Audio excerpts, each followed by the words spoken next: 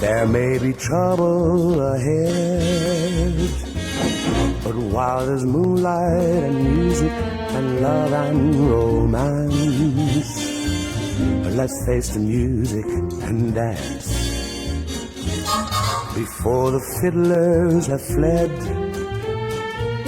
before they ask us to pay the bill, and while we still have the chance, let's face the music and dance.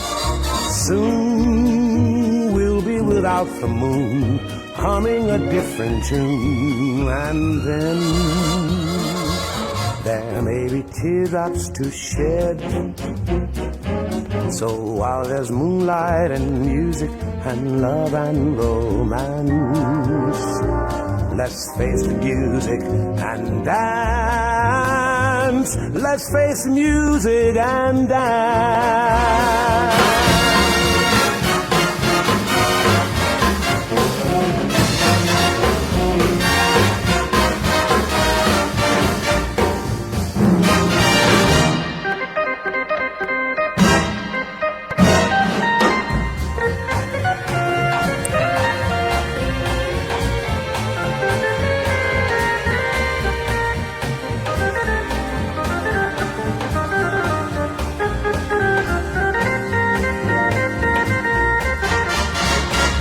Soon we'll be without the moon, humming a different tune, and then there may be teardrops to shed. So while there's moonlight and music and love and romance, let's face the music and dance. Let's face the music and dance.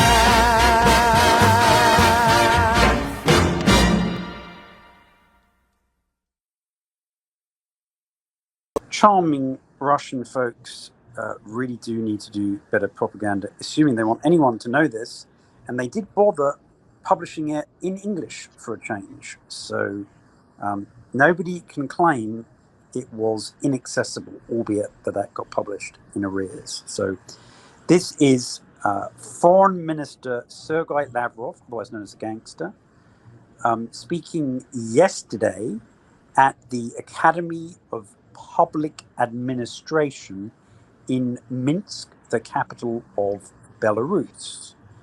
And he goes through the usual greetings, points out in paragraph 1 of the document that he had the honor, as I described yesterday, of meeting with basically the Speaker of the Senate and the Speaker of the House of Representatives. And he points out that in this case, how it's not just friendly interactions, but it also allows us to draw conclusions that have practical implications for our foreign policy. Okay. Now, he then goes on to talk about, and many Americans may not be familiar with this, but he talks about the Union State. And this has been a process of reunion for over a decade, whereby President Lukashenko and President Putin of Belarus and Russia, respectively, have essentially been recreating the heart of the Soviet Union. Okay, and already in what they describe there as 28 programs, they have unified their tax code and their scientific standards and their educational standards and a vast array of other issues. They are completely unified. There's freedom of movement. You don't need visas or any of that type of stuff. Taxation's been aligned, big alignment in criminal justice, things like that. So what's significant there, and bear in mind that he's speaking to the Belarus equivalent of the Kennedy School of Government, okay, at Georgetown University. So that's the top school for people who are going to go into the civil service or the foreign service in America, okay? So he's speaking at the Belarus equivalent of that, okay? And he's telling them that when he says today, he literally means today, because he was there yesterday and the day before, negotiating even more implementation of the merger of Belarus into Russia. And he said, we have approved 31 high priority guidelines, which encompass approximately 300 events and projects. Okay. He's saying these represent a specific plan for deepening our integration process. Now, what's important to bear in mind is while he was doing this on behalf of President Putin, who will meet with Mr. Lukashenko in 2 weeks, actually not even 2 weeks, a week and a bit, at the SCO head of government meeting, then this is in direct contrast to the European Union hosting the leader of the exiled opposition parties at the headquarters of the European Commission in Brussels. Okay, so the European Union and the Americans would love to have a color revolution in Belarus, as they have already previously tried doing, and as they did in Ukraine, and as they are currently trying to do in Georgia. And I am still keeping a real close eye on Georgia. We'll cover that in a later show. So just like with Moldova, you can see how there's the setup for a proxy battle to occur there. And the Belarusians are in no doubt whatsoever that if NATO is successful in Ukraine, that their next target could well be Belarusia. Okay. He then says that their military technical cooperation is continuing to deepen, and that they're on the verge of finalizing a concept of a bilateral interstate treaty on mutual security guarantees. Okay, and he said in a couple of sentences above that these conditions have been shaped by the West policy, quote, of creating a Ukrainian regime that would constantly pose a threat to the Russian Federation and the Republic of Belarus. So I got a little bit ahead of myself explaining that point there, but there he is reiterating that in the transcript of his speech to all these fledgling diplomats. Then you'll mention that, or recall that I mentioned when analysing his speech from the 21st of June in Kazakhstan, how Russia was on the verge of leaving the Organization for Security and Cooperation in Europe.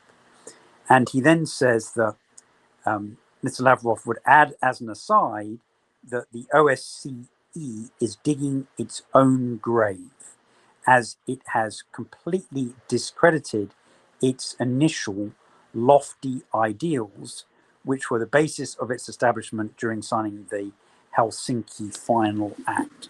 So the purpose of that act, when Finland was neutral and did a very good job in brokering the relationship between the Warsaw Pact countries and NATO, and was often the scene not only of movies, but also in reality a captured spy exchange location. And obviously now they've gone whole hog in with NATO, that role has now been removed from them. And I would point out at this point that where you read, and Sam, can you see the sentence Helsinki Final Act on your screen at this time? Yep. Just Okay. highlighted it. Yep. Okay, so it's interesting how you're highlighting it. In the English official Russian government translation that we're reading from for ease of use and so that it won't glitch and disrupt our broadcast, there's no hyperlinks. If you read the Russian version, there's hyperlinks scattered all throughout the text, including the words Helsinki Final But how Act. are we supposed to be propagandized, misinformed, and brainwashed by Russia if we can't even get hyperlinks in English? Yeah, well, fortunately, I always try and read the Russian, but sometimes the translations are horrible. So then you have to go to the official translation later. So we're being a little, I I don't know, taking a shortcut in this example, but it just goes to show that even if we were to have a relatively diligent journalist, if they go straight to the English language version, they're not going to see any of the hyperlinks. So it's just another example where we're going above and beyond, though that's a pretty low bar for the likes of CNN, obviously. All right? Basically means you're getting out of bed and putting your underpants on. What did that one guy? Yeah, I don't even want to go there. Okay, continue. Okay. So he goes on to say, we are also assisting our allies in gaining access to the Shanghai Cooperate Organization. So that's important in and of itself. He then goes to say the official decision on this matter will be made in July at the beginning of the SCO summit in Astana. The president of Belarus will take part in this event as a full-fledged member of the SCO Heads of State Council. So currently, Belarus is an observer member of the SCO, and they've been waiting for, I don't know, almost 2 years now to get promoted. And so what he's basically saying there is the first order of business is going to be announcing the new members, whether they're promoted observers or new observers, and that he's pleased to say that the president of Belarus is going to get promoted, and the next moment he'll be sitting there alongside all the other presidents as a full head of government of a full member nation. So that is a news story there in of itself. He's basically saying, I guarantee you that Belarus will be a full member of SCO in like 8 days. He's saying that we're going to undoubtedly contribute to the development of ties between Belarus and BRICS. So they got to do the color revolution before then, or it's going to be really hard to it's going to be real hard, because not only are they going to be a union state, but they're going to be in SCO, and apparently there's going to be a connection between them and BRICS, whether they're an observer or a full member. So look for a coup action in Belarus. I don't think it's going to happen, honestly, but I bet they're trying for sure. Well, this is why I'm doing all these joint military drills. Okay, so there's a lot of military, which I will definitely get into. My page is just refreshing at the moment. So the military aspects are important because it shows how the Greater Eurasian Partnership is going to expand into the military and political sphere as well. It's really horrible how this page is refreshing and going all the way back to the top again, but I'm back at my spot. He said how he discussed with the Belarusian foreign minister and the president how positive it was that the Belarusian foreign minister had been invited essentially as a guest at the discretion of the Russians at the BRICS foreign ministers meeting, which obviously was the one that we talked about previously, not in the last few days, but before that. So joint statement of foreign policy objectives and a framework for their cooperation for the next 2 years. And that's now going to be delegated down to the deputy foreign ministers and departmental heads. So those are the folks that we often on this program refer to as the Sherpas. So those are the people that Nick Fuentes, when he was on with Alex Jones today, who did actually do a unusually competent interview, was suggesting that Trump was going to fire in the American administration 50,000 of those people, and that he was hopeful that 25,000 of the replacements would be MAGA patriots, and that they would be able to take charge of the civil service and rebuild America. And when I told you that, you laughed hysterically and may need medical assistance. So I think you will be. No, I wish that really would happen, Simon, but I just don't see it happening, honestly. Yeah. At the level of corruption we're at here now. So he then goes on. Lavrov goes on to talk about how he's pleased that Belarus and Russia are, and these points are general. I'm not trying to give you a Belarusian-Russian foreign relations seminar just to these two countries, because some of the comments that he's making are applicable to many other countries in Europe and in the United States. So he's saying there that They want to uphold the truth about the Great Patriotic War against Nazism, whilst in some places we're seeing the rebirth of Nazism, where monuments to those who liberated Europe from the Nazi plague are being torn down. So that's not just in Ukraine, but also in the Baltic states. Now, I appreciate it's a very, very, very different history there of essentially the Baltic states being independent for about 20 years between World War One and World War Two.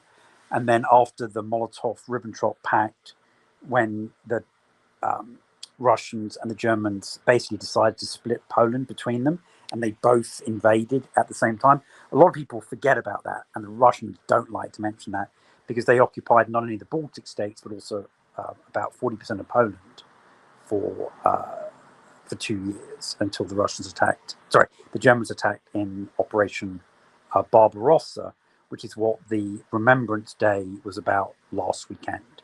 And so the Baltic states people and the Poles say, oh, well, you're very good about remembering when the Nazis invaded you, but not so good remembering about when you invaded us in September 1939. And that is a legitimate point. Okay? So he goes on to say that monuments to those who liberated Europe are being torn down. Avenues, streets, and squares are now being named after criminals who were condemned in the Nazi Nuremberg trials. And the names of their liberators of those towns and cities are being consigned to oblivion with the cooperation, or he says connivance, of the European elites. Okay. He then talks about the War of 1812, which is not the American war against the British in Canada, but is actually when Napoleon invaded Russia, and with the help of Mother Winter, as she's known, was soundly defeated and was harried and assaulted on his way from Moscow all the way back to the Polish border, with an enormous loss of life, catastrophic loss of life. And then, of course, in 1941, where he points out that then half of Europe and now almost the whole of Europe were fighting to inflict a strategic defeat on Russia, which is exactly how Zelensky's puppet regime is now being used. So he's drawing the historical parallels there. Okay, NATO should wait till winter to invade Russia and see how that works out for them. see how that works out for them. Yeah, that's right. See if the drones will work in minus 30 centigrade. He's saying that a distinctive feature of the current situation is the weakening of the West, while it continues to encourage Zelensky's regime and demand that continues to fight, quote, to the last Ukrainian.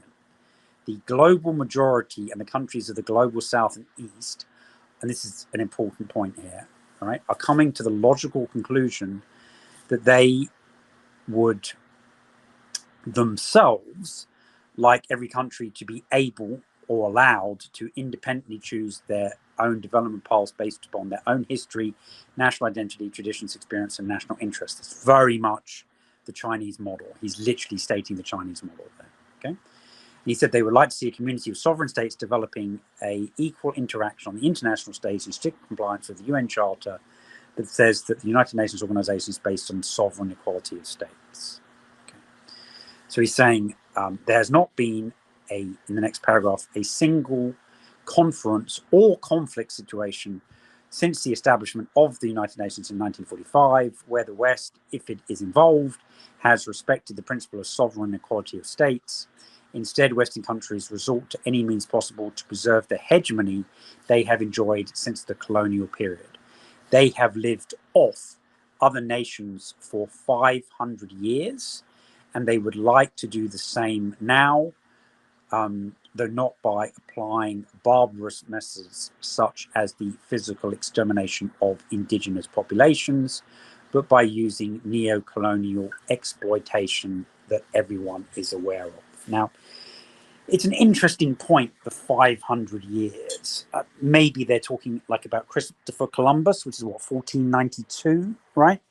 But this actual number of 500 is what Professor Alexander Dugin, the famous Russian philosopher, is constantly banging on about, particularly in the last 12 months, where he's saying that we're coming to the end of 500 years of colonial domination of the global south, and that whilst we thought that had ended in the process that took the 1950s, 60s, and 70s, that now this is the kind of like financial and cultural disentanglement.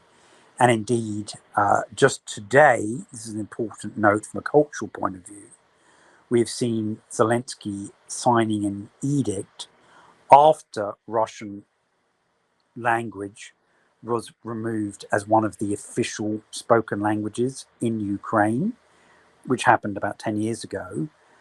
As of today, English is now an official co-language of Ukraine, and he's ordered that all government ministers, top bureaucrats, head of public institutions should all henceforth be willing to put out documents that are in Ukrainian and English.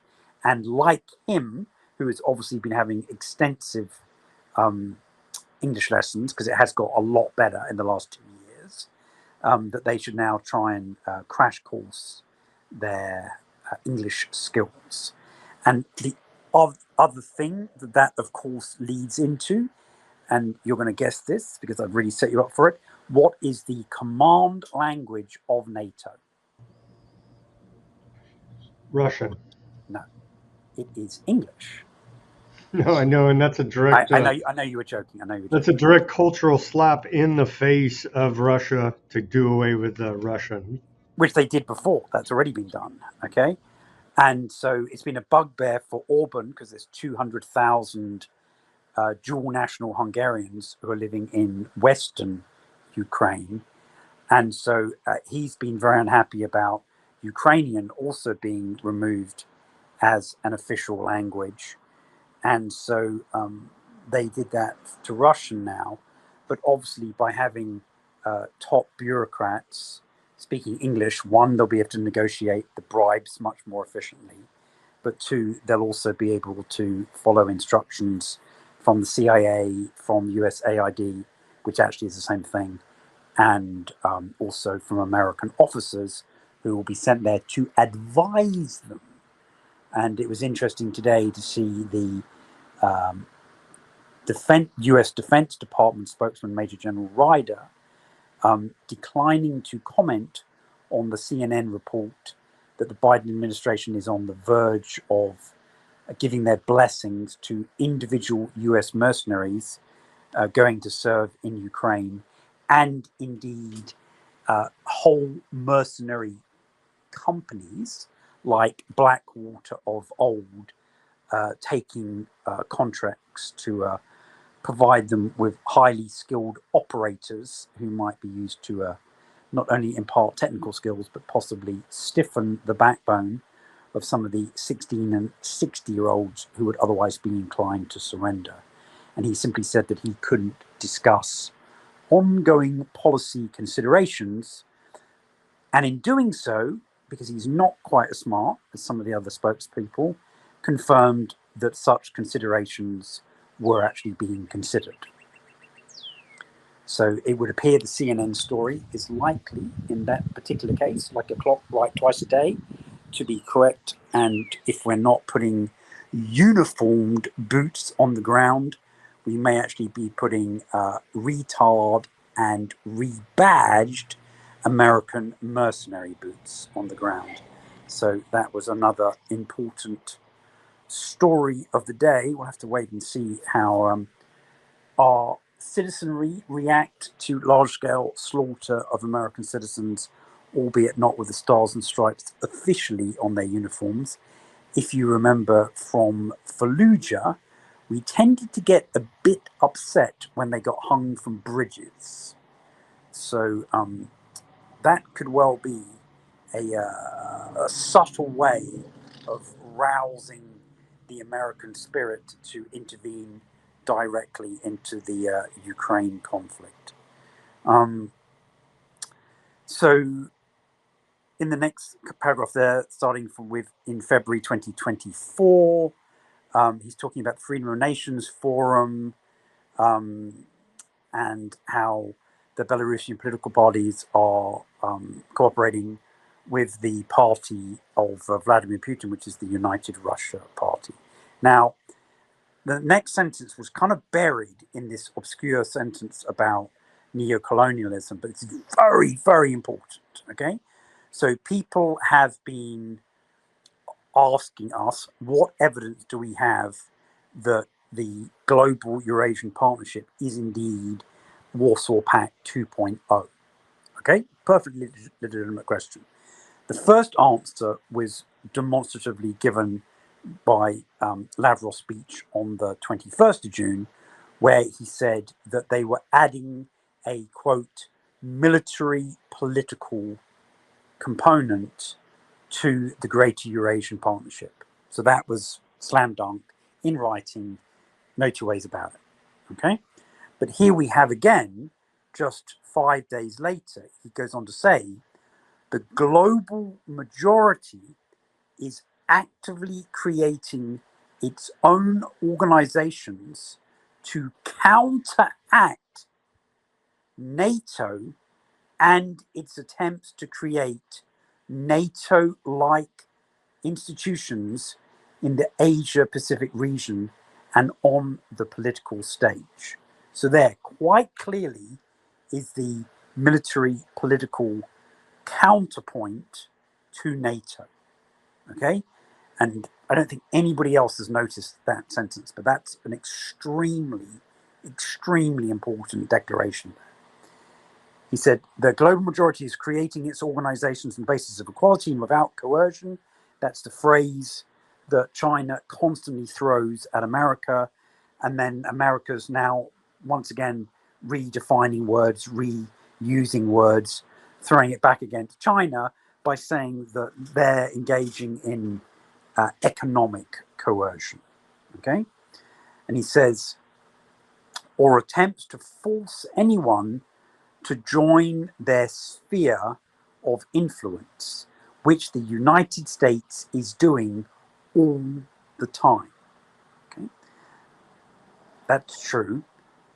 And then he goes on, and this is very important here, to give us a list of countries that want to maintain partnership, notice the word partnership, ties based on mutual respect. And that includes, but is not limited to, China, India, Brazil, Indonesia, who lots of analysts are saying is going to choose America. There's no indication of that in his speech here. Saudi Arabia, the UAE, Vietnam, and many other countries. Okay, so the presence of Indonesia in that list is extremely important. Okay. He then goes on to say that many African countries are becoming more active in upholding their national interests and displaying awareness of the continued exploitation, although in a different and mostly economic form. That's what we're seeing with Niger, Burkina Faso, and Mali kicking out not only the French, but also the Americans, and then inviting in Russia. We've seen that in Chad as well, and we're starting to see it in Senegal. Okay? Now, he's saying that the integration associations in Eurasia include the Union State of Russia and Belarusia, which is the highest form of integration because they're almost one country. And I don't think that's the goal of the GEP, but he's saying that's the top form of integration. Then there's the Eurasian Economic Union, the Collective Security Treaty Organization, the Commonwealth of Independent States, the Association of Southeast Asian Nations. So that's an important one. That's 10 countries, including the Philippines. The GCC, the Gulf Cooperation Council, and the Arab League, that includes the 6 GCC countries, but also 16 other Arab countries. Okay, so he's including the whole of the Middle East in Eurasia. Now, I don't think that's a stretch, if you use the phrase West Asia as opposed to the Middle East as a separate entity, but that's clearly what they're intending to do. Okay? Now, as I've said, even though it wasn't on the map from 70 years ago of the Socialist Eurasian Republic that we've played the anthem of with the flag on 2 previous occasions on our broadcast, he then goes on to expand. If we go beyond the Eurasian zone, Africa has numerous sub-regional organizations in addition to the African Union, and Latin America has the Community of Latin American and Caribbean States. Okay, so he's basically extending it right to Latin America and the Caribbean. So he talks about purchasing power parity, and how even BRICS exceeds that of the G7. Okay. He's talking then about how the West has stitched up the allocation of the civil service jobs in the UN, and he supposes that some of the people who are working for America are even being rewarded with US citizenship, which would not be surprising. There's lots of talk that actually Zelensky has already got US citizenship. So he then talks about how nearly 30 countries, in the next paragraph, have expressed an interest in joining BRICS. This will be one of the main topics for discussion at the BRICS summit to be held in Kazan in October of this year. I think that's 25th, 6th, 7th of October.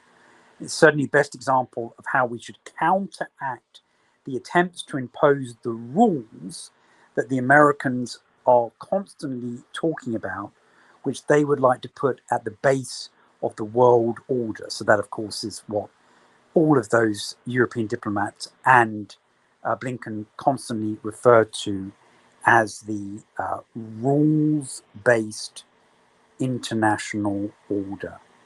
And the Russian propagandists are doing their finest to thwart this broadcast by having their page upload and start yet again, like Twitter used to default you to the top of the page until Elon Musk had that fixed. So I'm just going to scroll back down to that paragraph and finish with the final sentence, which says, these rules differ from one occasion to the other, depending on what the hegemon wants at any particular moment. So he's basically saying there's no consistency of application, and you don't even really know what the rules are because they're not consistent with international law. He says the rules in the following paragraph are what the West wants to use as the foundation of the international order, disregarding international law that's enshrined in the UN Charter. Talks about territorial integrity, then talks about Nazis in Ukraine. He says that he hopes that they'll always be able to provide reliable security for the citizens of Belarus and Russia, and that they'll seek justice for them as well. He says how President Putin has spelled out a constructive and substantiated approach, and wants to make sure that no one is tempted to shatter security on the European continent to the detriment of others. He says that he hopes that other countries will soon start to realize that the American and NATO's leadership, quote, frenzied determination to justify their infiltration of the Asia-Pacific region, where they are creating military blocs and dragging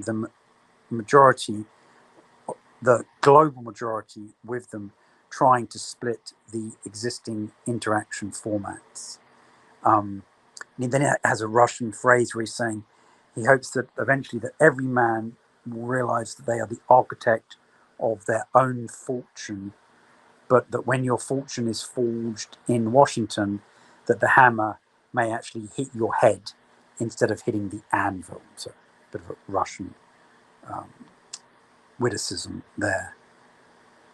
So he then went into questions and answers, And some of these were lame at best. Bear in mind, these are just university students.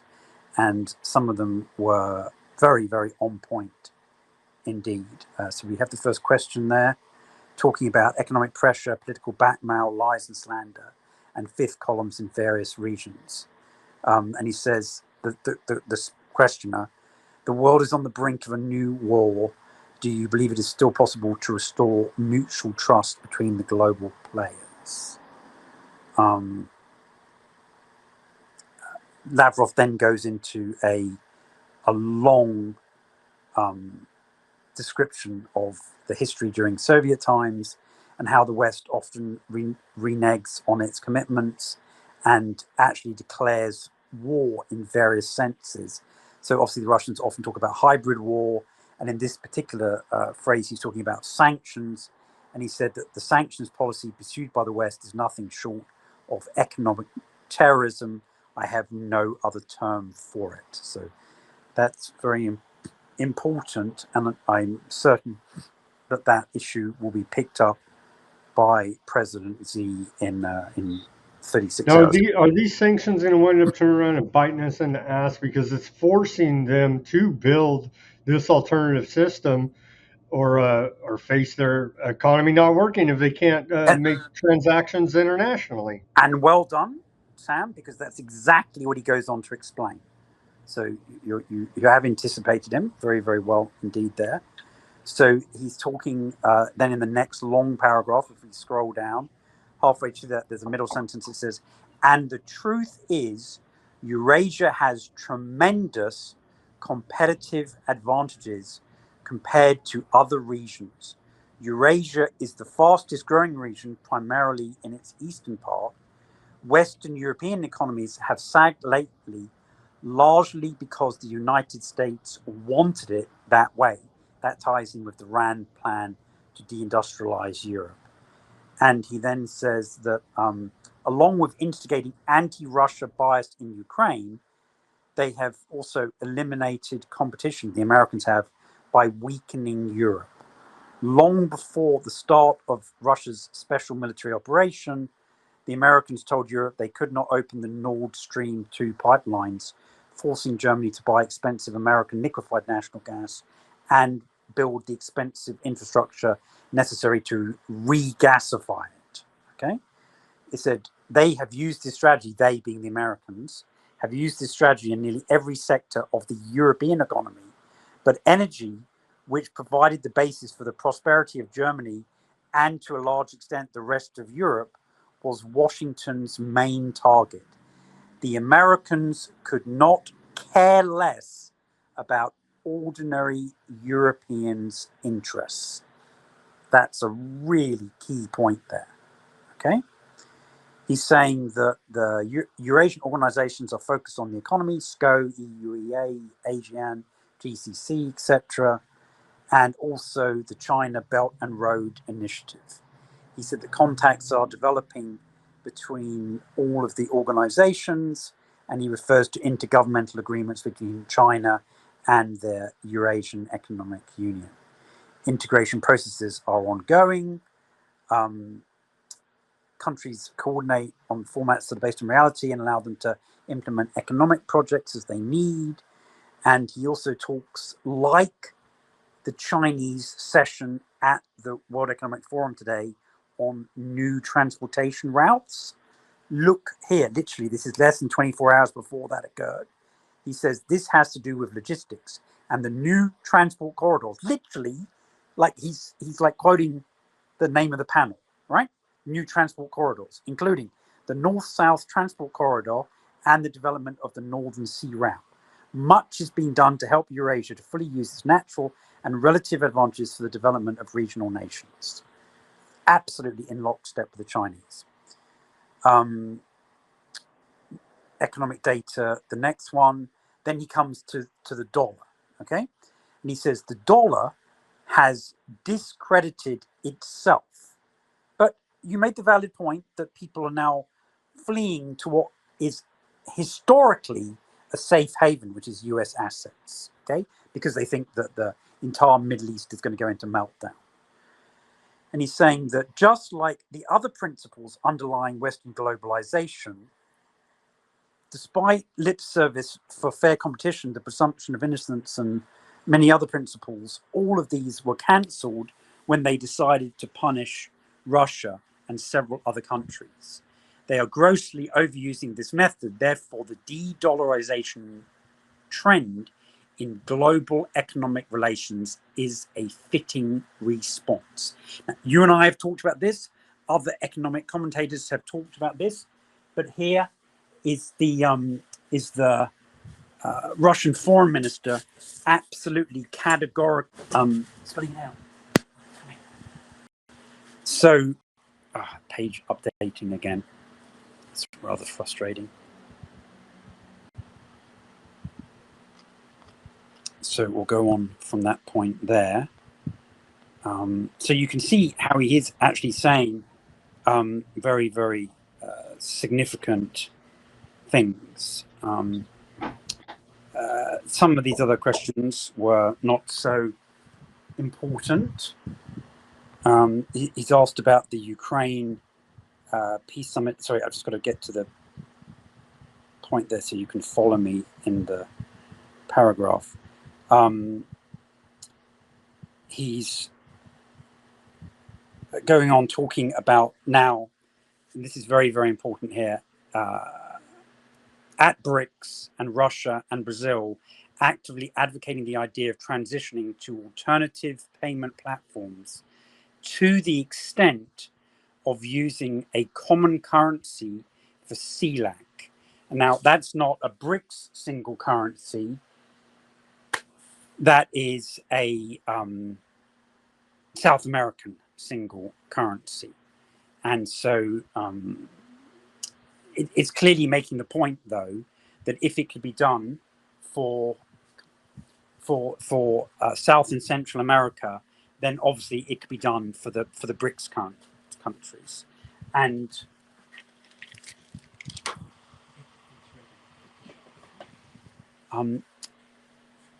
the country that has prevented that Brazilian plan from coming to pass is, of course, Argentina. They have literally put the spanner in the wheel, so to speak.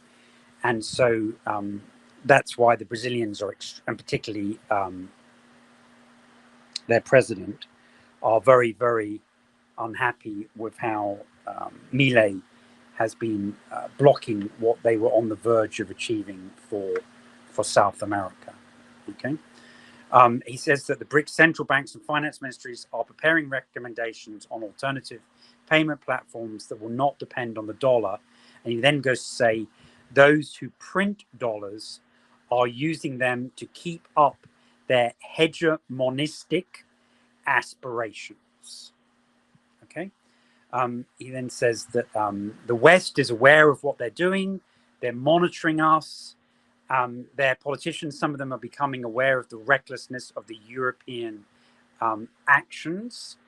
And he says that there is a frank admission of what is their complete subservience to the United States and its globalist program and disregard for the national interests of the European states. Okay.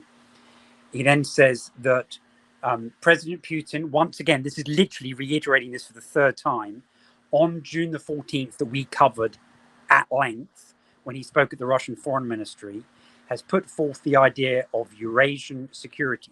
So here again, just for all the doubters out there who think that the Greater Eurasian Partnership is like a trade association, he says President Putin put forth the idea of Eurasian security. He clearly said that we want to establish dialogue on the principles of Eurasian security that will be open to all Eurasian countries.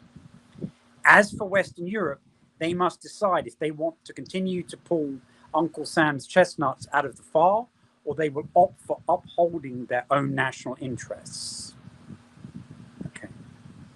So, the next question is about Switzerland, family photos, Zelensky, President Putin putting forward his proposals.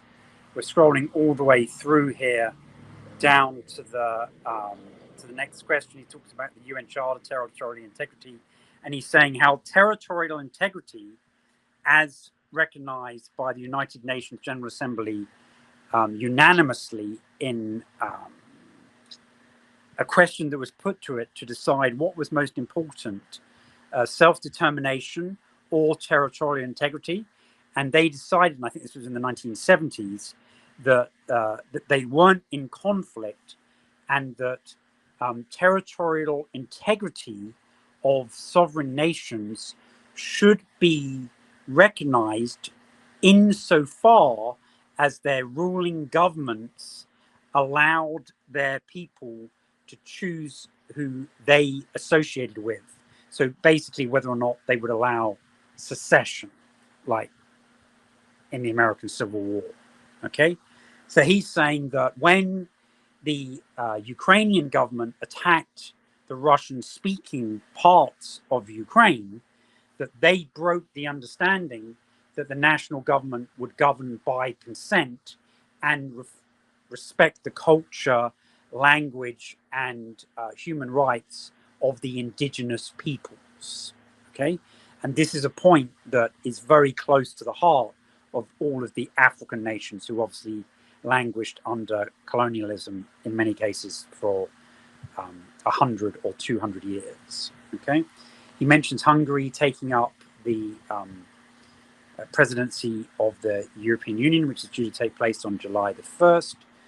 And he's saying how the Hungarian minorities have had all their rights violated, just like the Russians have had their, Russian-speaking Ukrainians have had their rights violated in Lugansk and Donetsk. He talks about the history of the Maidan revolution. That's all pretty consistent with what President Putin told Tucker Carlson on that famous interview.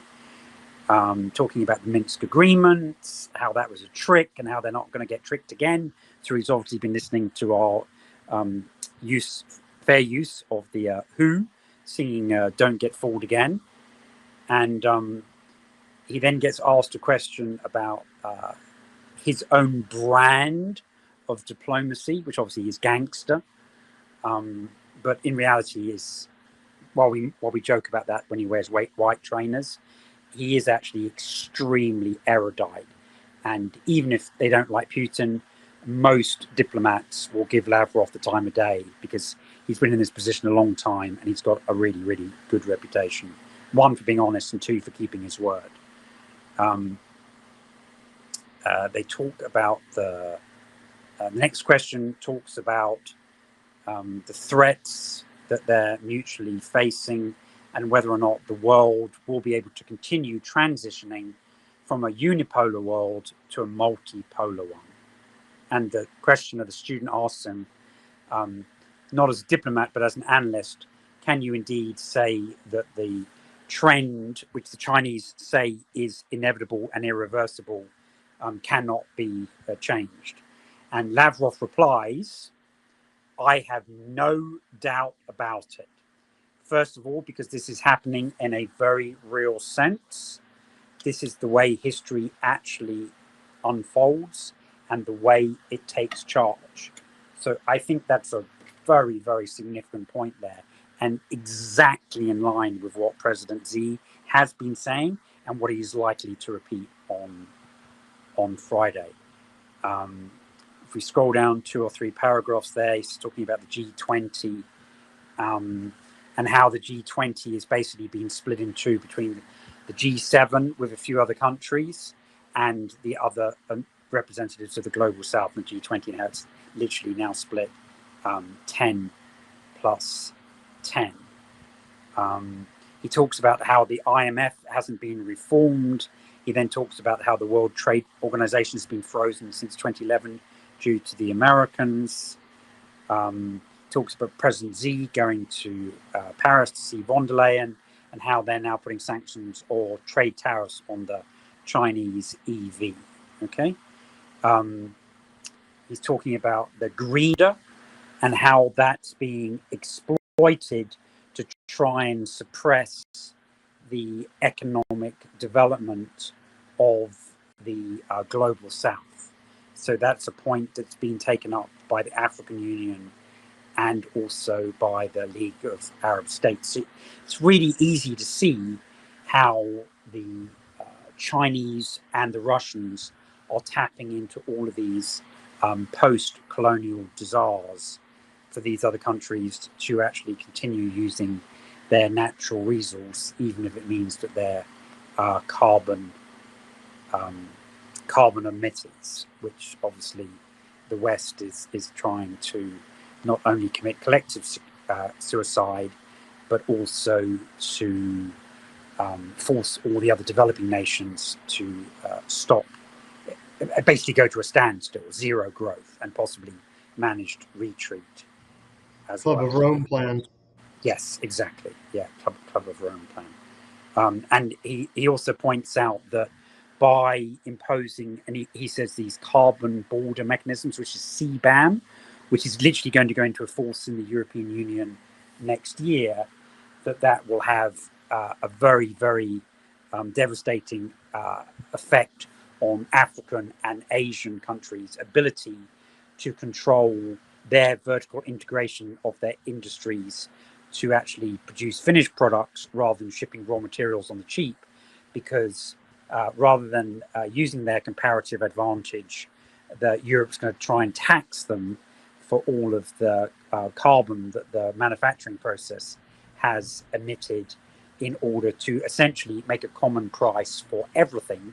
Many would argue having a common price for everything would be part of having a common currency. Okay, so I think that's very, very good foresight. So, I mean, they're offering these developing countries a better deal than the United States and the IMF and the World Bank, honestly. I mean, it certainly, when you do the economic analysis, as they've been screwing them over ever since they were said they were going to develop them, and obviously that hasn't happened. And that's what we've been talking about how in terms of the SDGs, lots of these African countries are now starting to sue the Western countries, both at the World Trade Organization and which is difficult because it's not functioning properly, and at the International Criminal Court, saying, you said you would give us X $100 billion per year, and you're giving us like 20. So where's all the money that you said you'd give us to install kind of like EV charging stations and solar panels and windmills? So it's already been proven that the West lied. All our economic development was a lie, and the only way you could get any of these countries to go along with it is have corrupt leadership and a dictatorship. Essentially, it would be the only way to continue to go along with zero growth, which has no future. You're exactly right. You're exactly right. So he's saying that the West is attempting to prosper at the expense of others, to have cleaner air at the expense of others, to gain authority to fine others. And then he actually says they are even trying to introduce a carbon border tax. That's the exact paragraph. Okay. And that is completely true. Canada's introducing that, and the European Union. It's all in law, and it starts next year. Okay. So it's not some kind of Russian propaganda. He's literally just telling you the state of European legislation that they're going to roll in very, very quickly. Indeed. He's saying that we've been stiffed by the Europeans on all of their official investigations on the Nord Stream 2 pipelines. They gave up after finding no evidence. It's absolutely ridiculous. And how they thought it was okay to use coal when prices went up, but they don't really care about the environment. So it's a very, very valid point. Okay, he's saying that even though the process towards multipolarity, this is in the penultimate paragraph, is actually irreversible, it will be a long process. And he said the world is too dependent on the American system, and it will have a hard time untying itself from its knots, knot by knot. So the only other solution there, I guess, would be like cutting the Gordian knot. And then the last paragraph is very powerful. He says, but BRICS and other members of the global majority are, and this is in historical and philosophical terms here, he's saying they are aware of their responsibility as well as the objective course of history and will adjust their mutual communication toolkit to avoid dependence on the former hegemon's attempts to perpetuate its hegemony, whatever it takes. These attempts are doomed to failure. However, the process will take time. And you and I have never suggested that this is going to be unwrapped by tearing the Christmas paper in 10 seconds or even 10 months. Lavrov is very clearly explaining how the road is long and he sees trouble ahead. But it's going on nonetheless. Okay? But they're going to be hyping the cryptos, the golds, all these people. They're going to be hyping the dollars collapsing. They are right now, and it just isn't. It's going to take time, exactly how he said. Yeah, but I mean, I appreciate that took an hour, but it was a lot of information to cover, and I've tried to explain the key paragraphs. Russian official summary, which they called the key points, but they literally missed. And so our audience has now got every single key point within that time frame. We'll probably chop that up into yet another documentary, since this is exceptionally important. I just can't emphasize how important these world events are. Our closeout song, which I hope is a premonition, once again from the Eagles in a wonderful remastered version from 2013, is entitled Peaceful, Easy Feeling. And it would be ever so nice if in 6 months' time that was our state of being.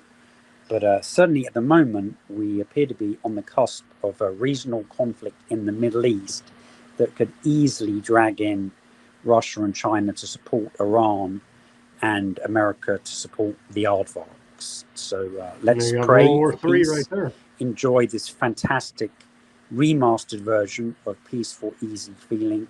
And soon we'll play the excellent cleaned audio and video version of Hotel California from 1977 that I've also found for our global audience's enjoyment. So thank you for everyone who's spent the last 2 hours with us. I hope that you have found this useful. Please do consider giving us a small financial contribution, either via weaponizednews.com in form of Bitcoin, a monthly recurring donation, a buy me a coffee, a subscription on Twitter, share us with golden stars on Facebook, and do look out for the channel that will soon be established on YouTube that we will absolutely not rely upon, where we will post only the long documentaries so that they're easier for you to find and easier for you to share with people. We will, of course, keep a backup since we don't trust those folks. And Sam has good reason not to, as he will explain on a later occasion. So, Sam, if you want to quickly say goodbye and then play our closeout music, and then we'll look forward to having everyone back as our audience, same time, same place, for a normal length show on Thursday. Thank you, everybody, for joining us on this Wednesday extended edition of Sam, Weaponized News. Yes, I don't think you can hear me, but I'm on. They can hear me. So thank you for joining us. We do appreciate going through these long speeches, documents, and breaking it all down, showing you the nuts and bolts of it, so you don't have to be afraid, and you can see what is going on here now, and don't be buying into this fear-based, trauma-based propaganda that even those that seem to be on our side are pushing.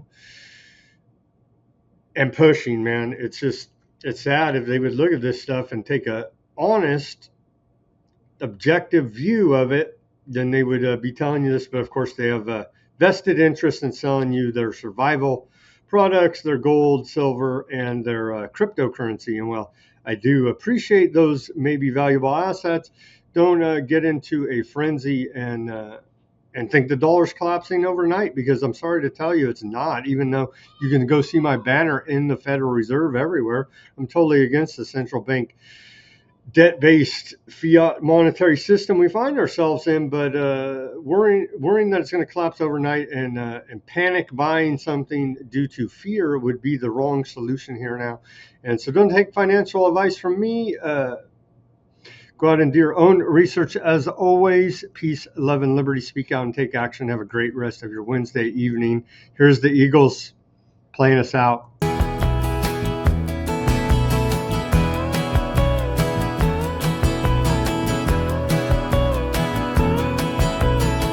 I like the way your sparkling earrings lay against your skin so brown,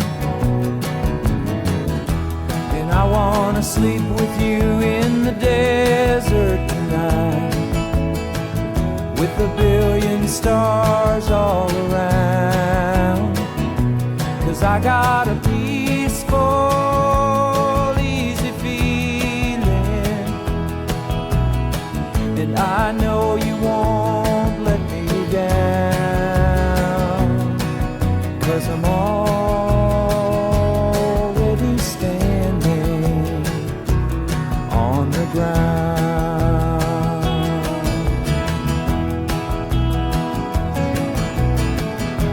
And I found out a long time ago what a woman can do to your soul. Oh, but she can't take you anyway. You don't already know how to go. And I got a peaceful, easy feeling, and I know you won't let me down, 'cause I'm already standing on the ground.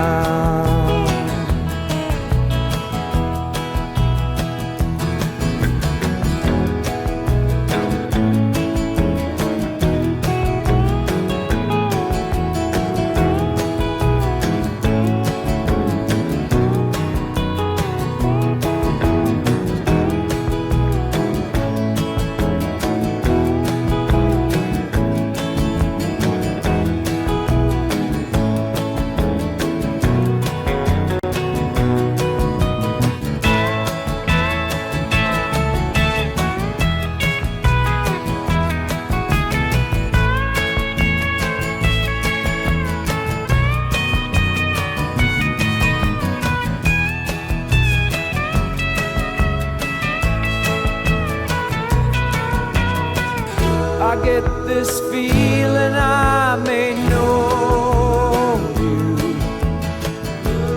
as a lover and a friend,